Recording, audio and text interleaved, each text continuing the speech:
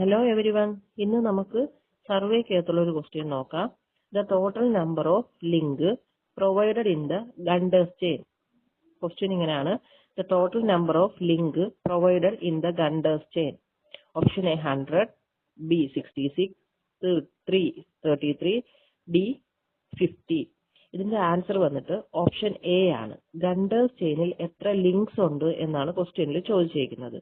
നമുക്ക് ചെയിനിനെ ബ്രോഡ്ലി രണ്ടായിട്ട് ക്ലാസിഫൈ ചെയ്യാം, മെട്രിക് ചെയിനും നോൺ മെട്രിക് ചെയിനും. അതിൽ നോൺ മെട്രിക് ചെയിനകത്ത് മെഷർമെന്റ് എല്ലാം ഫീറ്റിലാണ് അളക്കുന്നത്.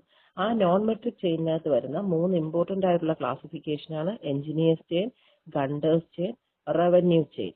അതിൽ ഗണ്ടേഴ്സ് ചെയിനിന് മറ്റൊരു പേരും കൂടിയുണ്ട്, സർവേയർ ചെയിൻ എന്നും അറിയപ്പെടുന്നുണ്ട്.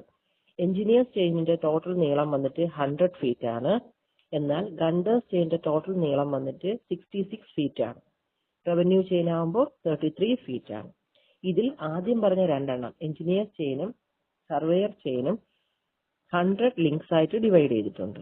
എന്നാൽ റവന്യൂ ചെയിൻ വെറും 16 ലിങ്ക്സ് ആയിട്ടാണ് ഡിവൈഡ് ചെയ്തിട്ടുള്ളത്. മെട്രിക് ചെയിൻസ് രണ്ട് ടൈപ്പാണ് വരുന്നത്, 20 മീറ്റർ ചെയിനും 30 മീറ്റർ ചെയിനും. മെട്രിക് ചെയിൻ എന്ന പേര് കിട്ടാൻ തന്നെ കാരണം മെഷർമെന്റ്സ് എല്ലാം നമ്മൾ മീറ്ററിൽ മെഷർ ചെയ്യുന്നത് കൊണ്ടാണ്. ഇതിനകത്ത് ഇമ്പോർട്ടന്റ് ആയിട്ടുള്ള ഒരു കാര്യം, 20 മീറ്റർ ചെയിനിൽ 100 ലിങ്കുകളും 30 മീറ്റർ ചെയിനിൽ 150 ലിങ്ക്സും ആണ് വരുന്നത്.